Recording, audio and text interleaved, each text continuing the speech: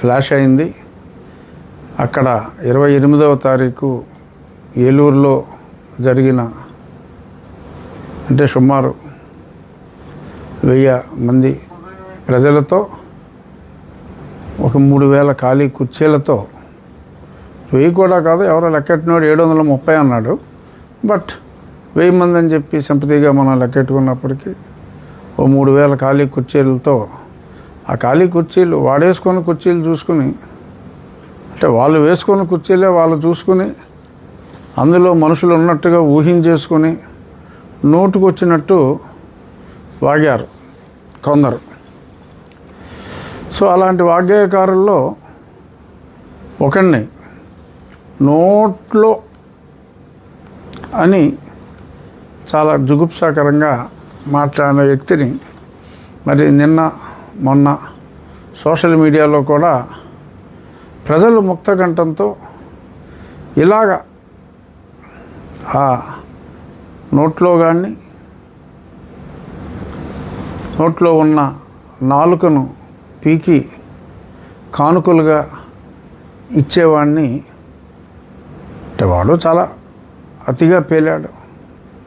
ఇప్పుడు సభ్యత అనేది చాలా అవసరం. నేను 4 సంవత్సరాలు ప్రతిరోజు మీడియాలో గంట మాట్లాడి పోరాటం చేశాను. ఏ రోజు కూడా అప్పటి ముఖ్యమంత్రిపై కానీ ఎవరి మీద కూడా నేను తోలనాడినట్టుగా మాట్లాడాలి. ఎందుకంటే ఒక డెకోరం ఉండాలి, ఒక సభ్యత సంస్కారం ఉండాలి. అది లేకుండా అది కోసేస్తా ఇది కోసేస్తా అనో నోట్లో ఎలా అంత జుగుప్సాకరంగా మాట్లాడే వాళ్ళని సభ్య సమాజం హర్షించదు.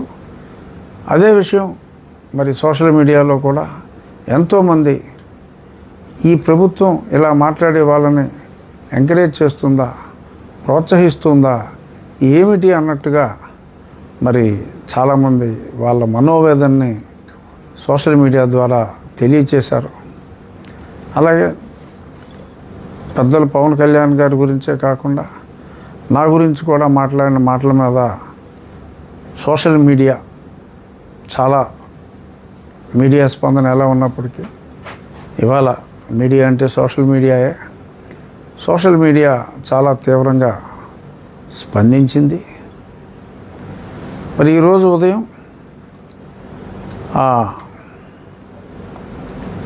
ఒక పురాణ పురుషుణ్ణి రావణుణ్ణి ఈరోజు అర్ధరాత్రి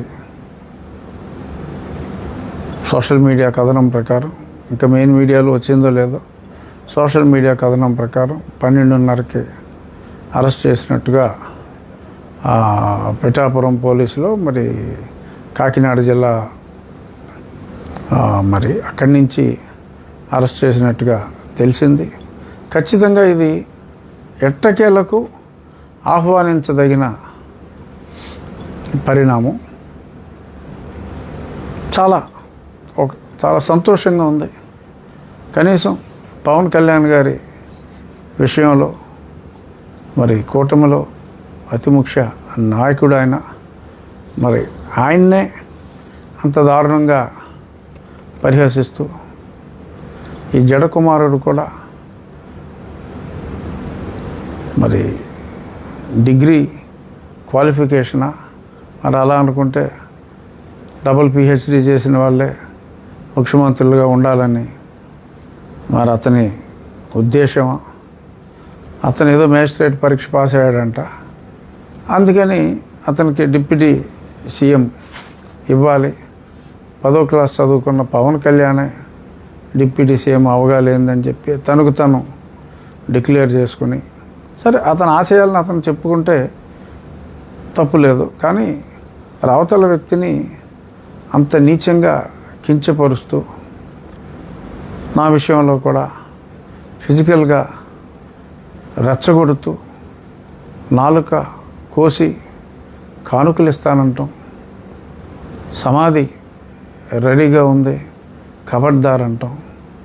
అలాగ దేశంలో ఉన్న చట్టాలని వైలేట్ చేయండి, నేను మీకు అనుమతిస్తున్నాను అని చెప్పి ఇష్టం వచ్చినట్టుగా రెచ్చగొడుతున్నట్టుగా మాట్లాడటం, మరి ఇవన్నీ దేనికి సంకేతం?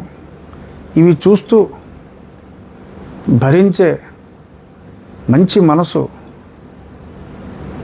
ఎంత మంచి ప్రభుత్వం అయినా కూడా ఉండదు. జడ శ్రావణ్ కుమార్ గారు దేనికైనా శిశుపాలుడైనా మరి 100 తప్పుల వరకే భగవంతుడైన శ్రీకృష్ణుడు క్షమించాడు. మరి మిమ్మల్ని ఇంకా ఈ ప్రభుత్వం మన్నిస్తుంది అనుకోవటం పొరపాటు. మీ శిశుపాలుడు లిమిట్ మీరు ఆల్రెడీ క్రాస్ అయిపోయారు. నేను చెప్పాను, శ్రావణ్ కుమార్ గారు మాట్లాడిన చెత్త మీద నేనైతే కంప్లైంట్ ఇవ్వను. నా అభిమానులు ఎవరైనా ఇస్తే ఇచ్చిన పిదప ఈ ప్రభుత్వంలోని పోలీసు విభాగం ఒకవేళ చర్యలు తీసుకుంటే చాలా సంతోషిస్తానని నేను చెప్పడం జరిగింది. నాకున్న సమాచారం మేరకు నా నియోజకవర్గంలోనే కాకుండా సంఘటన ఏలూరులో జరిగింది కాబట్టి ఏలూరులో కూడా ఎవరో అక్కడ కంప్లైంట్ ఇచ్చినట్టుగా ఎఫ్ఐఆర్ అయినట్టుగా నాకు తెలిసింది. నా అభిమాని ఒక అతను నాకు ఫోన్ చేసి ఇలాగ సంఘటన ఇక్కడ జరిగింది కాబట్టి నేను ఇక్కడ కంప్లైంట్ ఇచ్చాను రాజుగారు, ఎఫ్ఐఆర్ అయింది అని చెప్పాడు ఆయన. ఈరోజు ఉదయం నాకు ఏలూరు నుంచి ఫోన్ చేసి మరి ఎఫ్ఐఆర్ కాపీ ఇంకా రాలేదు, అఫీషియల్గా న్యూస్ రావచ్చు. ఏదైనప్పటికీ మంచితనానికైనా ఒక హద్దు ఉంటుంది. ఆ మంచిని నీ వెనకాలయ్యో ఓట్లు ఉన్నాయని ఆ ఓట్లను చూపెట్టి యువతల వ్యక్తులు భయపడిపోతారని ఇష్టం వచ్చినట్టు వాగినప్పటికీ నాలిక కట్ చేస్తారన్న భయంతో నోరు మూసుకొని కూర్చుంటారని ఊహిస్తే అవదమ్మా. ప్రజలు చైతన్యవంతులు, భయపడరు. ఒక లెవెల్ వరకే ఎందుకులే అనే మత సామరస్యంతో ఊరుకుంటారు. కానీ ఇలా దాడి చేసే విధంగా వచ్చి వ్యక్తిగత హననానికి పాలుపడి ఈ రకంగా మనిషినే లేపేసే విధంగా మాట్లాడితే క్షమించరమ్మా. ఖచ్చితంగా ఈరోజు చట్టం తన పని తను చేసుకునే ప్రక్రియలో ప్రజలందరూ ఎంతో అభిమానించే పవన్ కళ్యాణ్ గారికి ఒక రకంగా స్వాంతన కోర్స్ కలిగించే దిశగా కనీసం పోలీసు యంత్రాంగం ముందుకొచ్చినందుకు సంతోషిస్తూ మరి డిప్యూటీ సీఎం గారికి జరిగిన న్యాయం ఈ ప్రభుత్వంలోని పోలీస్ శాఖ డిప్యూటీ స్పీకర్ విషయంలో కూడా తీసుకుంటుందని చెప్పి నేను ఆశిస్తున్నాను. ఇతన్ని కూడా మరి సూటు టై తోటి అరెస్ట్ చేస్తారా, మరి సూట్ లేకుండా అరెస్ట్ చేస్తారో నాకు తెలీదు. కానీ ఖచ్చితంగా అరెస్ట్ చేయాలి అని, ఎందుకంటే ఆ సెక్షన్స్ కూడా నాన్ బెయిలబుల్ సెక్షన్సే, ఖచ్చితంగా అరెస్ట్ చేయాలని నేను డిమాండ్ చేస్తున్నాను. నేను మాట్లాడింది రాజ్యాంగంలోని ఆర్టికల్ 341 ప్రకారం, 25 ప్రకారం మతం మారే స్వేచ్ఛ ఉన్నప్పటికీ 341 ప్రకారం ఆ మతం మారినది క్రైస్తవం కానీ ఇస్లాం కానీ అయితే వారికి ఈ షెడ్యూల్ కాస్ట్ వారికి ఉద్దేశించబడిన ఈ రిజర్వేషన్స్ చెల్లవు అన్న అంశం రాజ్యాంగంలో ఉంది. సుప్రీంకోర్టు దాన్నే రీఇటరేట్ చేసింది మళ్ళీ మొన్న అని చెప్తే, రాజ్యాంగ పదవిలో ఉన్న నేను రాజ్యాంగంలో ఉన్న ఆ అంశాన్ని మాట్లాడితే నా నాలుక కోసి నా సమాధి సిద్ధం చేసి వారి మనుషులతో నా సమాధి పూర్తి చేస్తాను అంటే మరి సజీవ సమాధా లేకపోతే నిర్జీవ సమాధో నాకు తెలియదు, కానీ నాకు సమాధి కడతాను అని ఒక వ్యక్తి బరి తెగించి మాట్లాడితే అతనిపై చర్యలు తీసుకోలేని పరిస్థితుల్లో ప్రభుత్వం ఉంటే అంతకు మించిన దుస్థితి ఏ రాష్ట్రంలోనూ ఉండదు. ఇది అటాక్ ఆన్ కాన్స్టిట్యూషన్. రాజ్యాంగబద్ధ పదవిలో ఉన్న నన్ను రాజ్యాంగం గురించి మాట్లాడితే నాలుగు కోసి సమాధి చేస్తాను అని చెప్పిన తర్వాత కూడా చర్యలు తీసుకోకపోతే ఈ శాఖకు, లా అండ్ ఆర్డర్ శాఖకు అర్థం లేదు, అది వ్యర్థం అని చెప్పి నేను చెప్పటానికి వెనుకాడటం లేదు. This is what I wanted to demand. I'm demanding it. That person has to be arrested. రాజ్యాంగబద్ధ పదవిలో ఎందుకుంటాం? రాజ్యాంగబద్ధ పదవిలో మమ్మల్ని పెట్టడం ఎందుకు?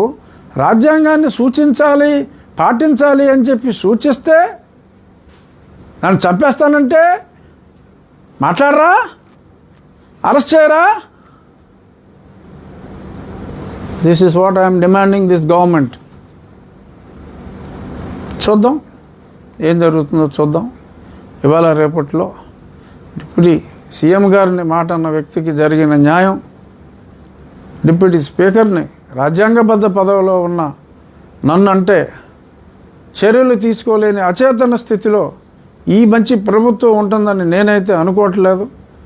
ఈ ప్రభుత్వం మంచి ప్రభుత్వం అని ప్రూవ్ అవ్వాలంటే రాజ్యాంగంపై ఇలాంటి దాడులు చేసే వాళ్ళని దండించకపోతే ఇది మంచి ప్రభుత్వంగా గుర్తించబడదు అని నేను డిమాండ్ చేస్తూ చూద్దాం రాబోయే 24, 40, 48, 72 గంటల్లో ఏం జరుగుతుందో చూద్దాం. సార్ ఎక్కడైనా మీ అభిమానులే కేసులు పెట్టారు కదా సార్, కంప్లైంట్ ప్రభుత్వం సుమోటోగా తీసుకోవచ్చు కదా సార్, ఎందుకు తీసుకోవట్లేదు మీ విషయం? అంటే ఇప్పుడు అభిమానులు కేసు పెట్టిన తర్వాత సుమోటోగా తీసుకోవాల్సిన అవసరం కూడా లేదు. దాని మీదే చర్యలు తీసుకోవచ్చు. ఇప్పుడు పవన్ కళ్యాణ్ గారు ఆయనేమి కంప్లైంట్ ఎట్టి పరిస్థితుల్లో ఇచ్చిండ్రు. వారి అభిమానులే జన సైనికులు ఆగ్రహంతో ఊగిపోతున్నారు. ప్రభుత్వం ఇమ్మీడియట్గా చర్యలు తీసుకోలేని పక్షంలో లా అండ్ ఆర్డర్ సమస్యలు వస్తాయి. ఇప్పుడు ప్రభుత్వం ఆ రావణ్ అన్న వ్యక్తిని అరెస్ట్ చేసి ఉండకపోతే ఏమో పవన్ కళ్యాణ్ గారి అభిమానులు ఆ రావణ్ అనే వ్యక్తి ఏం చేసి ఉండేవారు తెలీదు. శాంతి భద్రతలు అదుపులో ఉండాలంటే ఇలాగ అశాంతిని ప్రోత్సహించే వాళ్ళని ఇమీడియట్గా చట్టం తన పరిధిలో యాక్ట్ చేసి అరెస్ట్ చేసి తగు చర్యలు తీసుకోవాలి. డెఫినెట్గా రేపొద్దున పవన్ కళ్యాణ్ గారికి నాకు ఉన్నారుగా అభిమానులు. ఇదే శ్రావణ్ కుమార్ పవన్ కళ్యాణ్ గారిని కూడా